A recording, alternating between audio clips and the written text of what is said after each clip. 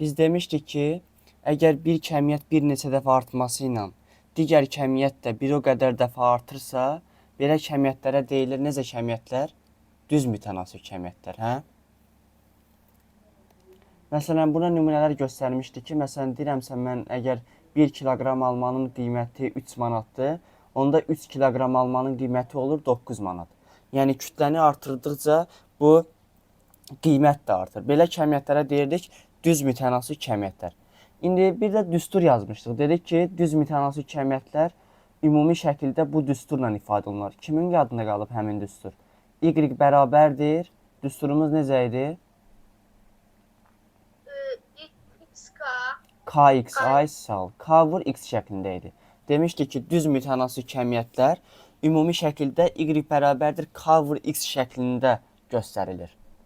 Yəni burada y ilə x düz mütənasibdir. Məsələn, düz mütənasib x neçə dəfə artırsa, y də həmin dəfə artır. K-ya nə deyirdik biz burada?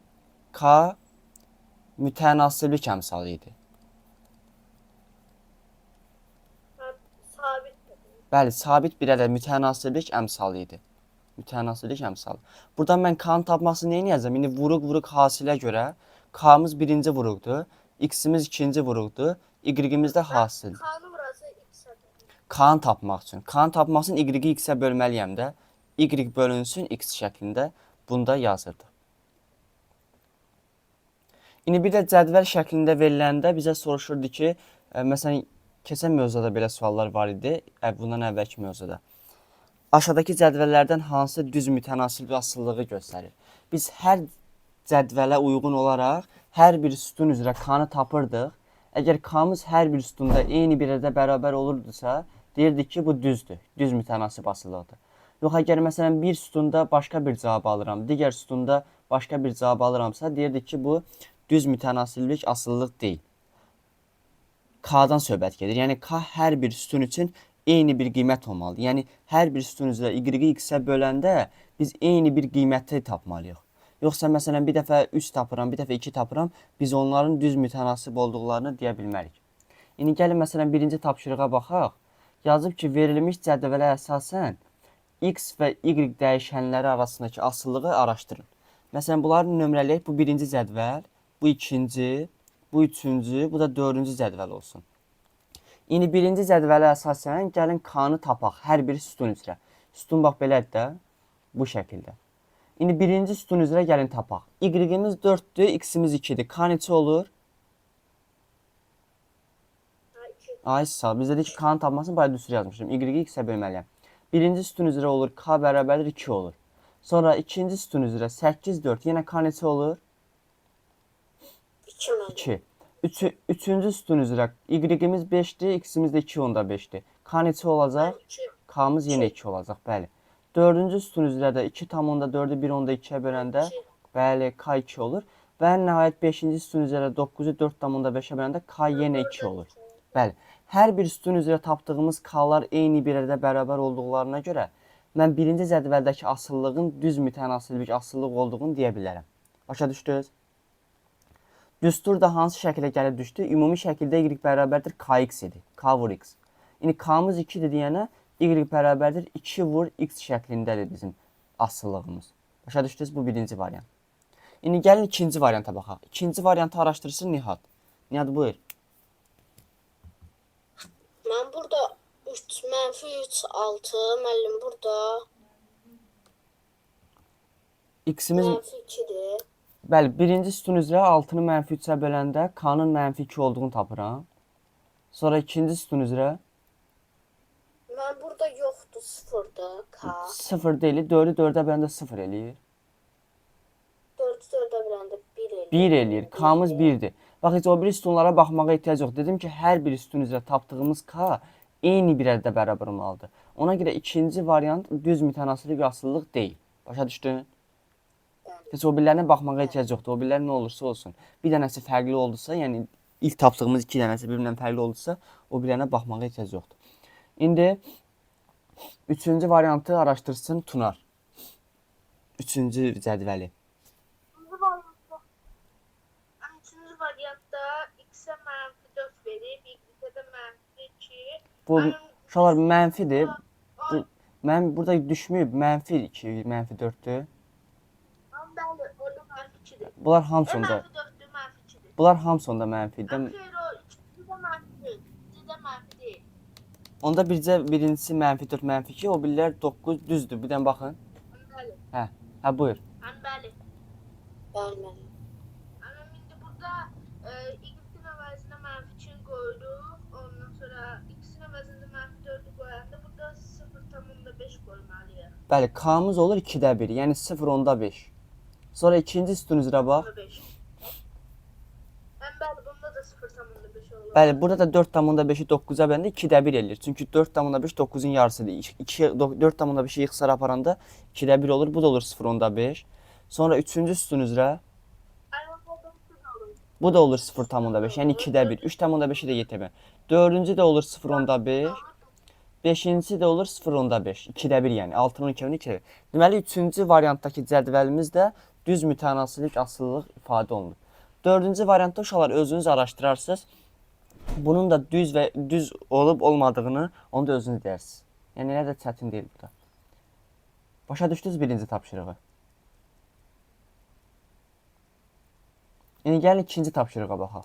Yazıb ki, y kəmiyyətinin x-dən asıllıq cədvəli verilib. Cədvələ əsasən düz mütənasibliyin düsturunu yazın. X, y cütünü koordinat müstəvisində qeyd eləyin. Uşaqlar, gəlin əvvəlcə bunun düsturunu yazaq. K-nı tapa bilərik də. Ağa, buyur sən buradan, bu cədvəldən K-nı necə tapacağımızı bizə deyir. Bu onsuz da bizə deyir ki, düz mütənasilik asıllıqdır. İndi bizə bunun düsturunu yazmalıyıq. Düsturumuz hansı şəkildədir? Y bərabərdir. Y bərabərdir K bölü. Bəli, Y bərabər. Biz də buradan K-nı tapmaq üçün Y-i böləcək x-ə. Yəni -3-ü böləcək 1-ə eləyəcək 3. -3-ü -1-ə bölürük. Olur K-mız 3. Yəni İndi K-nı 3 tapdıqsa düsturumuz hansı şəkildə gəlir düşür? Bax ağa, onsuz da bütün sütunlar üzrə K-mız 3 olur. Həmişə 3 olur. Bax 6-nı 2-yə böləndə 3 eləyir. 3-ü də 1-ə böləndə 3 eləyir. 4 onda 5-i də 1 onda 5-ə böləndə 3 eləyir. Burada 3 eləyir. K-mız 3-dür onsuz. Bizə də onsuz da deyir bu düz mütənasib asıllıqdır. K-nı 3 tapdıqsa düsturumuz hansı şəkildə gələ düşür? Y də bərabər olacaq 3 vurulsun x. Ay sağ ol. Bizdən bax bunu istəyir. Deyir ki, bunun düsturunu yazın. Düsturumuz bax bu şəkildədir. Y bərabərdir 3x şəklində. Düsturu yazdıq. İndi bizə deyir ki, bu cütləri var ya, x, y cütlərini. Bu koordinat müstəvisində qeyd edin. Əvvəlcə koordinat müstəvisi çəkməliyik, düzdür? Hə? Bizə deyir ki, bu nöqtələri, bu cütləri koordinat müstəvisində qeyd edin. Koordinat müstəvisi nədir? Y və x oxlarının kəsişməsindən əmələ gələn müstəvidir. Bunları əvvəlcə qeyd edirik, bu nöqtələri. Sonra sualımız bitdi. Bu y oxu, bu da x oxu. Əvvəlcə, -1 verəndə x-ə y neçə alıb?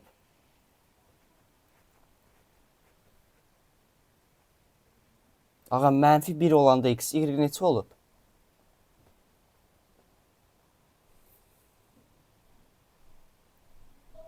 -1 olanda x, -1 x oxunda y-də Neçə y neçədir? Hətta bunları qeyd eləməliyik. X-i -1-dir, -1 buradadır. -3 də, -1, -2, -3. -3 də buradadır. Bu nöqtəni qeyd elədik. Sonra o biri nöqtə neçədir? 6, 2. 2, 6. Həmişə birinci x-in qiymətindir. X oxu. X oxu üzrə 2, y oxu da 1, 2, 3, 4, 5, 6 da buradadır. 6-nı da qeyd elədik burada. 2, 6 nöqtəsi də buradadır. Sonra üçüncü nöqtə. Üçüncü nöqtə 1, 3. Bəli, yəni x-i 1, X oxunda 1, y oxunda 3. 3. Bəli, bunu da qeyd elədik. Sonra Sonra mən 1,5-in 4,5. 1,5 1 ilə 2-nin ortasındadır. 1 Düzdür? ilə 2-nin arasındakı nöqtə. Bəli, 3,5 də 3 ilə 4-ün arasında. 4,5-də 4 ilə 5-in arasında. Ay sağ ol. 4 ilə 5-in arasında daha doğrusu. Bəli, bax burada yerləşəcək. 4 təqribən bax burada. Hə. Sonra növbəti nöqtə 3 ilə də 9 x 3x oxunda 9-da hə 9 da tutaq ki burada düşür də. tam düz alınmır burada. Şəkli biraz balaca çəkdik. 3 9. İndi gəlin uşaqlar özümüzdən bu nöqtələri bir-birindən birləşdirək. Bu nöqtələri bir-birindən birləşdirsək, burada belə bir düz xətt alınır.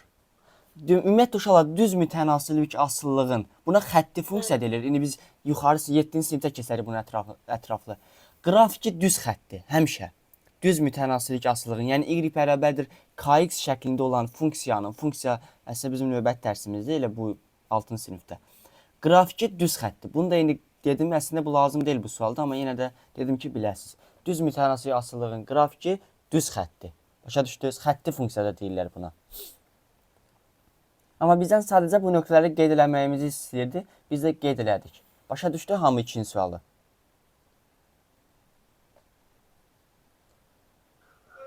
Hə, bunu da qeyd edin, baxaq sonra üçüncü sualı.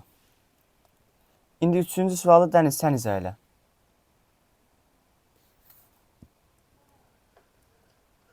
Y kəmiyyəti x-dən düz mütənasib asılıdır. X bərabərdir 3 və y bərabərdir 9 olarsa asıllığın düsturunu yazın. Bəli.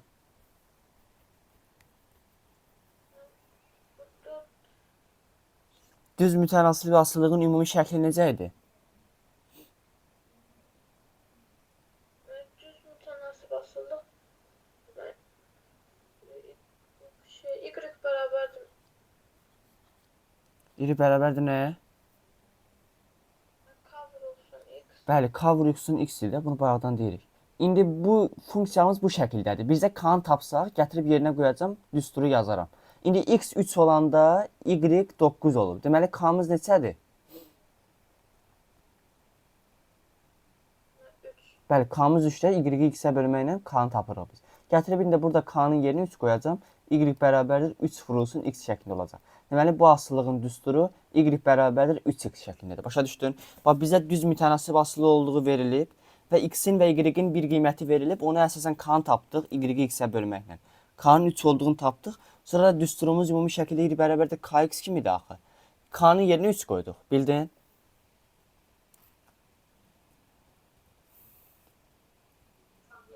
Hə. Baxaq indi 4 nömrəli tapşırığa. Yazıb ki, koordinat müstəvisində qeyd olunmuş nöqtələrin koordinatlarını cüt şəklində yazın. Bu nöqtələrdən hansılarının koordinatları arasında düz mütənasib asıllıq var? Uşaqlar, gəlin hər bir nöqtənin koordinatını yazaq. İndi elə də çətin sual deyil bu. 4-cü sual. Gəlin yazaq. Əvvəlcə başlayaq A nöqtəsindən. A nöqtəsinin koordinatlarını desin Nihat. Biraz tez cavab verin uşaqlar. A nöqtəsinin koordinatları. Bəli, A nöqtəsini qeyd elədim. -3, 3. Sonra B nöqtəsini desin Tunar.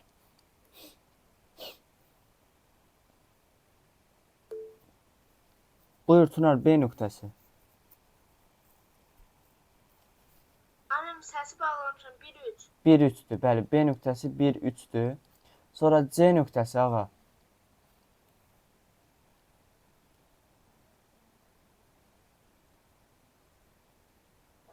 -2, -6. Bəli, -2, -6. Sonra D nöqtəsi Dəniz. 3-5. Bəli, 3-5'dir. D nöqtəsi 3-5'dir. Sonra E nöqtəsi gəlir. E nöqtəsi deməli baxaq, özümüz baxaq. 4-8'dir. E nöqtəsi 4-8'dir. Sonra F nöqtəsi nə? 4-8. Bəli, F nöqtəsi. F. Mən burada F nöqtəsi Bəli. Hansı? -5-dən müəllim deyir. Bəli, -5 7. Hansı nöqtələrə qeyd eləmişik? Üstündən xətt çəkək. A-nı, B-ni, C-ni, D-ni yazmışıq. Y-ni də yazdıq, F-i də yazdıq. Sonra T nöqtəsi. Tunar.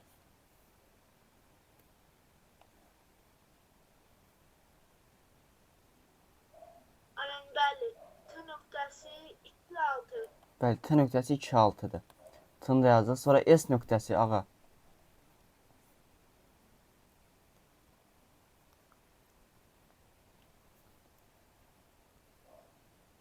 S nöqtəsi.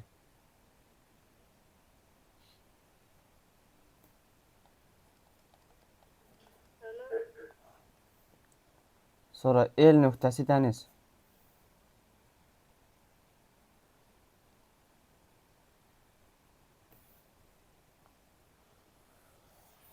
L nöqtəsi Bəli.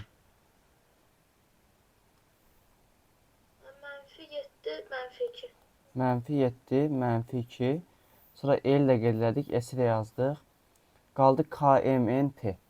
K-nı da yazaq. K nöqtəsi də ki, neçədir? -1, -3-dür. -1, -3. Sonra K-nı da yazdıq. M nöqtəsi. M nöqtəsinin koordinatı. M nöqtəsi 1 -3-dür. 1 -3. Sonra N nöqtəsi. N nöqtəsi 2 -6-dır. 2 -6-dır. Və P nöqtəsi də 4 -5-dir. P nöqtəsi də 4 -5-dir. Uşaqlar, bizdən əvvəlcə bu nöqtələrin hər birinin koordinatlarını bax bu şəkildə cüt kimi yazmağımızı istirdi, yazdıq. Hər birini yazdıq. Bura əla, buranı bildik. İndi bizdən soruşur ki, bu nöqtələrdən hansılar arasında düz mütənasib asıllıq var? Uşaqlar, hər bir nöqtəyə uyğun olaraq biz K-sını taparıq. Hansı nöqtələrin K-ları eyni olsa, onda deyərik ki, həmin nöqtələr arasında düz mütənasiblik, asıllıq var. Onu da necə eləyərik? Məsələn, A nöqtəsinin K-sını necə taparıq? X-i -3-dür, Y-i də ki, müsbət 3-dür. K-sı neçə olacaq? K-nı necə tapırdıq? Y-i X-ə bölmürdük. İndi burada 3-ü böləcəm -3-ə. Deməli, A nöqtəsinin -1. A nöqtəsinin K-sı olur -1. Sonra B nöqtəsinin K-sı neçə olur Nihat? Biraz tez cavab verin.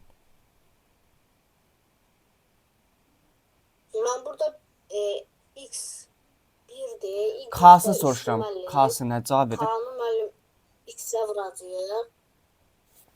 K-sı neçə olur indi bunun? 1-dir. Deyirəm, K-sı neçə olur indi bunun? X-i 1-dir, Y-i 3-dür. Turan neçə olur bunun K-sı? 3 müəllim. Sonra -2, -6 nöqtəsinin. Ağa, 0 hardan tapdın? Mən çəkdim. C nöqtəsində burada olacaq 3. 3-dür də uşaqlar. Y-i X-ə bölürük. Bayaq düstur o boyda yazdım sizə. Y bərabərdir K vur X dedim. Buradan K-nı tapmaq üçün Y-i X-ə bölürük. Burada nə var ki? Y-i X-ə bölürsünüz də. Sonra D nöqtəsinin K-sı dəniz.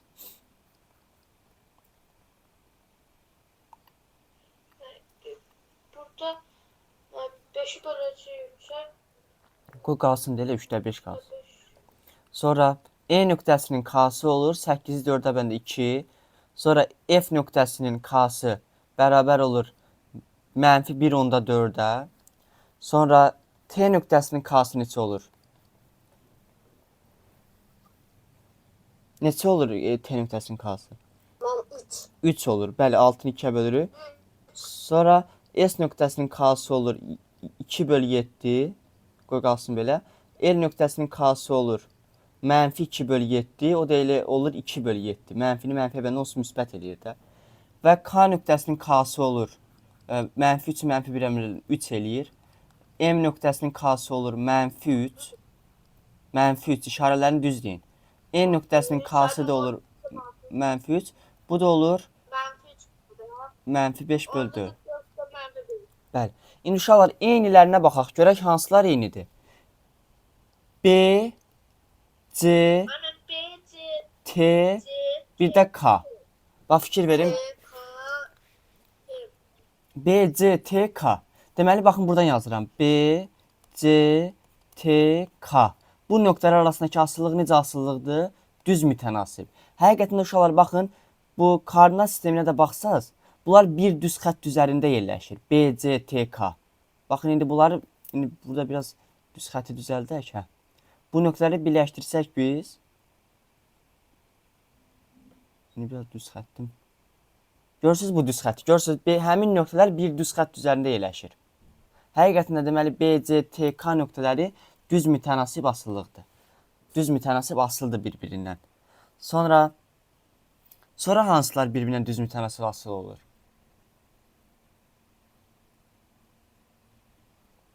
müəllim bu ilə M ilə N. Mənfi 3 olan. Görək başqa. S, Bəli, S ilə L uşaqlar. Baxın S ilə L yazıram burada. S və L ikisinin də K-sı 7-2-dir. Bunlar da baxın bir düz xətt üzərindədir. S ilə L-i də birləşdirsəm mən bir düz xətt üzərində olur. Sonra deməli S ilə L. Bu nə yazdım burada? Bu niyə belə oldu? Bunu düzəldək. S, L və bir də uşaqlar baxın, bayaq Tunar da dedi, M ilə N. M ilə N da düz mütənasib asılı. İkisinin də K-sı mənfi 3-ə bərabər olur. Başa düşdünüz bu sualı? Başqa olan yoxdur ki, eyni olan. Cavabımız B, C, T və K nöqtələri, S ilə L, bir də M ilə də N nöqtələri düz mütənasib asılıdırlar. Müəllim, bu gün tərs mütənasib asıllığı da keçəcəyik. Bəli. Bu 4-cü sualı başa düşdünüz? Qeyd elədiniz yəqin, bunları keçək. Bəli.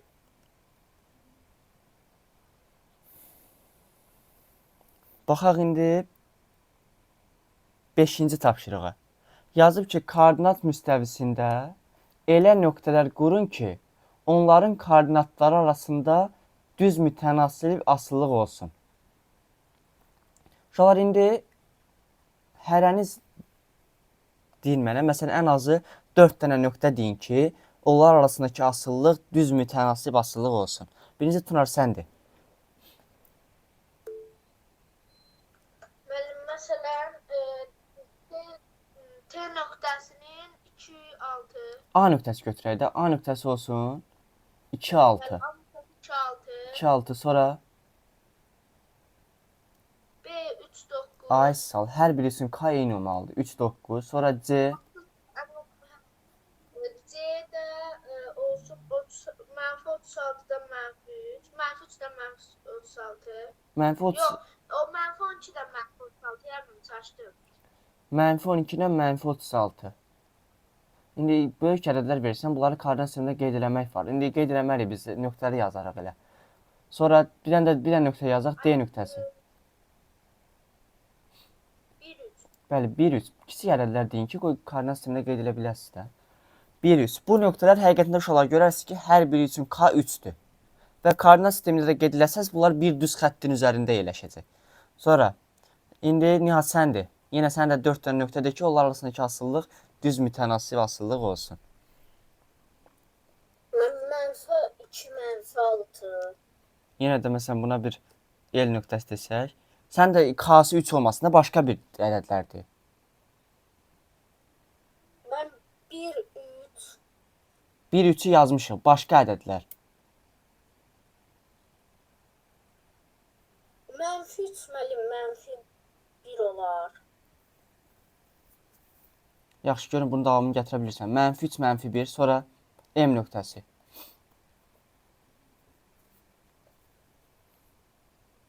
Mən 2, 4.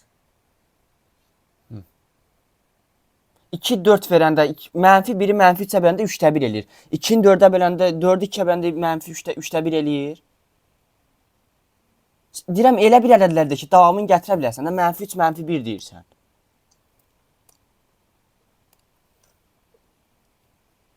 L nöqtə. Mən 2, 4. Yaxşı, 2, 4. Ha, belə nöqtələrdir ki, davamını gətirir. Sonra M nöqtəsi. Mən 3, 6. 3, 6, bəli.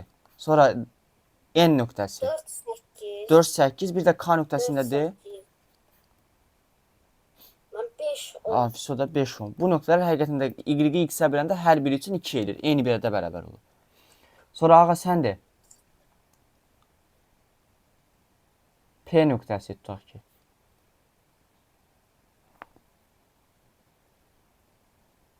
P nöqtəsinə Bəli. nə olar? Mən 2, 10. Ay sağ ol. 2, 10. Sonra R nöqtəsi. Sonra 1, 5. Bəli, 1, 5. Sonra Q nöqtəsi. Sonra 3, 15. 3, 15. Bəli, bir dənə də S nöqtəsi deyək. 4, 20. Bəli, 4, 20. Hər biri üçün K 5-ə bərabərdir. Yəni sən də de. İndi bunların uşaqlar hamısını qeyd eləməyə məcbur deyilsən. Hansılar kiçik ərəblərdirsə, onları qeyd eləyərsən kartına. Məsələn, bu ikinci yazılım 2, 4, 3, 6, 4, 8 bunlar daha rahatdır. Bunları elə qeyd eləyə bilərsən. Yəni sən de. K-sı 1 olan desən. Məsələn, indi buna açdırıq deyək. K-sı 1 olsun. Bir olan mesela 5 5 Ay sağ 5, 5. Sonra 5'dirik. sonra mesela menfi 4 menfi 4 Bəli, mənfi 4, mənfi 4. K-sı 1'dir. Sonra C-dirik. 3 3 3, 3. Sonra bir dənə dəyişdiririk.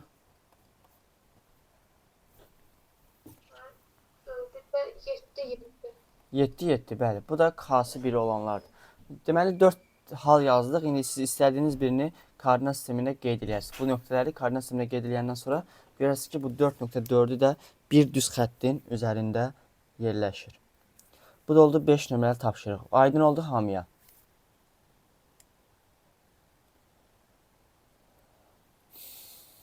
Qeyd edin, bunu silək.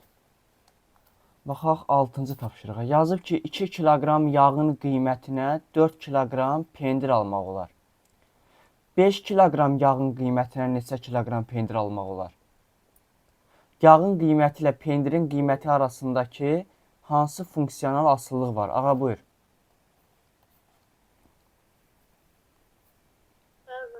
Ben burada 2 kilogram yağın qiyməti 4 kilogram pendir almaq olar. Ben 2 kilogram pendir, bu düz mütənasib onları Asıllıq. yazmaq olar. 4 kilogram yağa. Pendirə. 2 kiloqram yağa 4 kiloqram pendir almaq olur. İndi bizə deyir ki, bəs 5 kiloqram 5 kilogram yağın qiymətinə neçə kiloqram pendir almaq olar? x qədər Ay sağ. Yazaram x kiloqram pendir. İndi bunlar düz mütənasib cəmiyyətlər.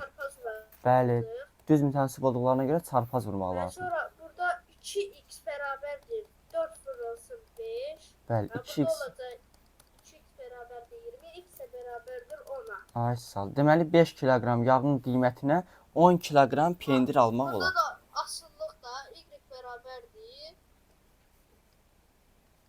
2 vurulsun x. Ay sağ ol, əhsən ağa. Y bərabər 2 vur x. K-mız çünki 2-dir. Baxın 2 kiloqram yağa 4 kiloqram pendir almaq olur, 5-ə də 10. Deməli K-mız 2-dir də. Y bərabərdir 2 vurulsun x var. Bizdən hansı funksional asıllıq var deyir? Deyəcəksiniz ki, düz mütənasib asıllıq var. Bunları biz əvvəlki dərslərdə keçmişik. Yəni bu şəkildə tənasib qururuq və düz mütənasib asıllıqda çarpaz vurub həll edirik. Qeyd edin bunda. 7-ci tapşırıqda deyir ki, malın 1 kiloqramı 18 manatdır. Alınmış malın miqdarı x, malın 1 kiloqramın qiyməti və alınmış malın dəyəri y arasındakı asılılığı ifadə edən düstur yazın. X bərabərdir 3, x bərabərdir 6 olduqda y-in qiymətini tapın. Uşaqlar baxın, malın 1 kiloqramı 18 manatdırsa, x kiloqram mal alsam mən, nə qədər pul verməliyəm, belə deyək də? 18x. Bərabərdir 18. Deməli, malın dəyəri bərabər olur. Yəni, malın dəyəridir ki, indi y ilə ifadə edin. Deməli, y bərabər olur nəyə? 18x-ə. Asıllığı yazdıq, düsturumuz bu şəkildədir. Baxın, bir də deyirəm. Bizə deyir ki, malın 1 kiloqramı 18 manatdır. Alınmış malın miqdarı mötərizədə yazıb x. Yəni, mən tutaq ki, x kiloqram alıramsa, onda malın dəyəri eləyir 18x. Və deyir ki, bu malın dəyərində y ilə ifadə edin. Yəni, düsturumuz hansı şəkildə gəlib düşür? Y bərabərdir 18x şəklində. İndi ki, x 3, x 6 olduqda y-in qiymətini tapın. X 3 olsa, y neçə olar? X-in yerinə aparıb 3 qoyarıq da. Ay sağ ol, 54 olar. İkinci halda x-imiz 6 olsa, yəni 6 kiloqram alıramsa mən, neçə manat pul verməliyəm, belə deyək. 108, bəli. Bizdən x 3, x 6 olduqda y-in qiymətini tapın deyir. 54 və 108 olacaq. Başa düşdü hamı?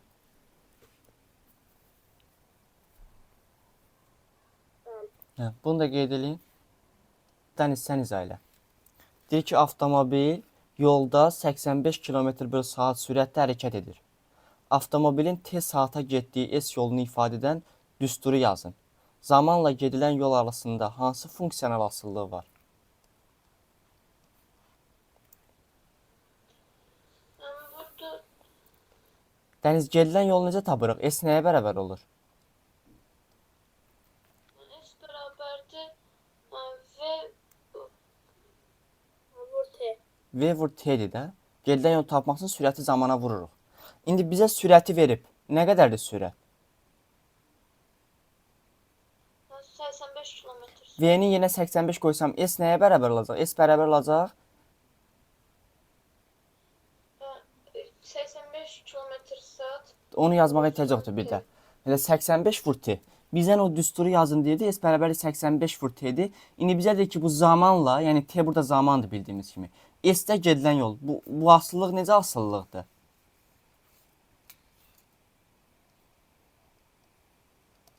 Düz Bəli, mütənasib. düz mütənasib asıllıqdır. Çünki y bərabərdir kx şəklindədir də. İndi mütləq deyil ki, y ilə x olsun. S bərabərdir 85 vur T şəklində də ola bilər. Deməli, asıllığı bizdən istəyir. Düz mütənasib asıllıq oldu. Bu da 8 nömrəli tapşırıq. 9-a baxaq. Yazıb ki, x və y dəyişənləri arasında düz mütənasib asıllıq olduğunu bilərək cədvəli tamamlayın və düz mütənasibliyin düsturunu yazın. Kimi eləmək istəyir?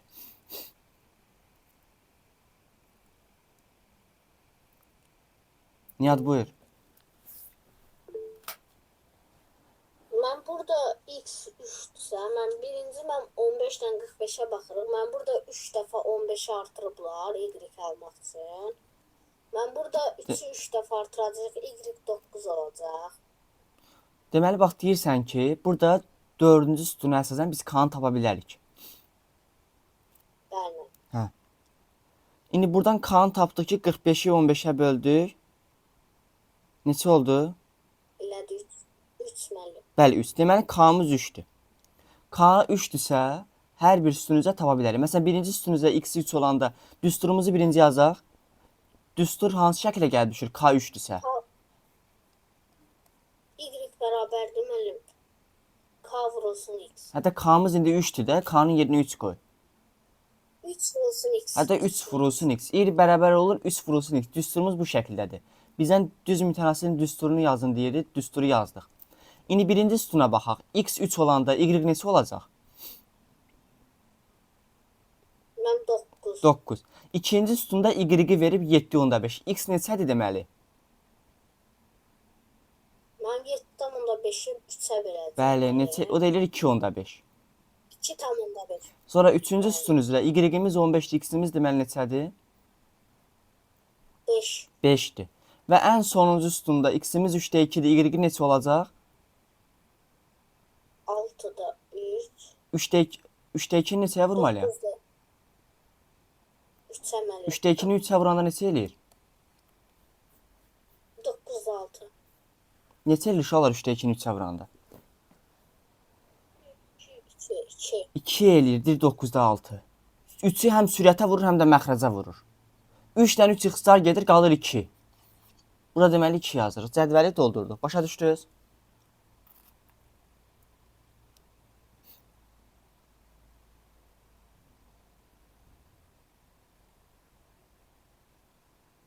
Bu da bizim 9 nömrəli tapşırıq. Ona baxaq. Yazıb ki, y kəmiyyətinin x kəmiyyəti ilə düz mütənasib olaraq dəyişdiyi və mütənasiblik əmsalının 2 olduğu məlumdur. Mütənasiblik əmsalı deyəndə nəyi var nəzərdə tutur? K. Bəli, yəni k-mız 2-dir. İndi ki, bu cədvəli doldurun. Düsturumuz hansı şəkildə gəlib düşür? Düz mütənasib k-mız 2-dir. Y bərabərdir 2 vur x. Bəli, birinci variantdadır ki, bu düsturu yazın, düsturu yazdıq. 2 vur x. İkinci variantdadır ki, cədvəli doldurun. Ağa, buyur doldur bu cədvəli. Tamam. Burada x mənfi 2-dir. Y də olacaq mənfi 4. Mənfi 4. Sonra X 2-dirsə y olacaq 4. 4. Sonra X 4-dirsə y olacaq 8. Mənfi 5-dirsə olacaq mənfi 10. bəli. 4,5 isə olacaq 9. Mənfi 23 isə olacaq mənfi 46. Aysa, görün necə rahat sualdır. K-nı verib bizə və düsturumuz bilir ki, düz mütənasib asılı olduğunda deyir. Y bərabərdir k vur x şəklindədir. K-mızı 2 veribsə, deməli düsturumuz gəldi, düşdü. Y bərabərdir 2 vur x şəklinə. İkinci variantda cədvəli doldurun deyirdi. Cədvəli doldurduq. Görək 11-də nə deyir? Yazıb ki, kvadratın P perimetri və onun x uzunluğu arasında asıllıq aşağıdakı cədvəldə göstərilmişdir. K mütənasirlik əmsalını tapın və cədvəli doldurun. Tunar, buyur. Aynen bəli. İndi burada birinci orada 4 və 8-ə baxdıqda görünür ki, K mütənasiblik əmsalı 12-dir. Bəli, 12-dir. Buradan da düstur P bərabərdir 12x alınır. Birinci sütuna baxanda 60 olur. Bəli, P bərabər 12 vur x şəklində olur. Bu olur 60. Sonra Burada P 36 tamam. P 36'dırsa x də bərabərdir 3. 3 olur, bəli. Bəli, burada da indi 24 olur ikinci sütunda. Bəli, 24 olur. 4-ün sütunu özü yazır. 72 5-ci sütunda. 72 budur. 6-cı sütunda. 84 də burada olur. Əslində uşaqlar, hə. İndi burada bir şey deyim. Burada əslində bu sualın qurulmasında biraz səhvlik var. Nəyə görə səhvlik var? Biz bilirik ki, kvadratın perimetri kvadratın bütün tərəfləri bir-birinə bərabər olur deyənə P bərabərdir 4A şəklində olur. Düzdürmü? Yəni burada elə verməlidirlər ki, bizim K 4-ə bərabər olmalı idi. Çünki kvadratın 4 dənə tərəfi var. Bu yəni nəyi demək istəyir? Onun uzunluğunu x-dən işarə edibsə, K-nı x-ə vurmaqla, yəni K-mız bizim tərəflərin sayını göstərir də, düzdür? Kvadratın 12 dənə tərəfi yoxdur axı. Başa düşdünüz nə demək istəyirəm? Baxın, kvadratın bütün tərəfləri bir-birinə bərabər olmur. Perimetri də 4A-dır da. 4 vur A. Yəni bizim K-mız 4 olmalıdır. İndi bu cədvəli səhv veriblər əslində. Çünki elə verməlidirlər ki, K-mız 4 alınmalı idi. Amma burada indi ona fikir verməyiblər bunlar. Elə deyirlər birbaşa yazaq ki, qoy tapsınlar. Amma məncə bu sualın quruluşunda biraz səhvlik var. K-mız burada 4 olmalı idi ki, biz deyə bilərik ki, kvadratın perimetri axı 4 vur A şəklində. Necə 12 vur x şəklində olar? Yəni bir tərəfin uzunluğunun 12 hasili necə ola bilər? Aydın oldu? Bəli. Amma siz elə belə yazın, onlar da belə fikirləşib. İndi bu dayandıraq bunu.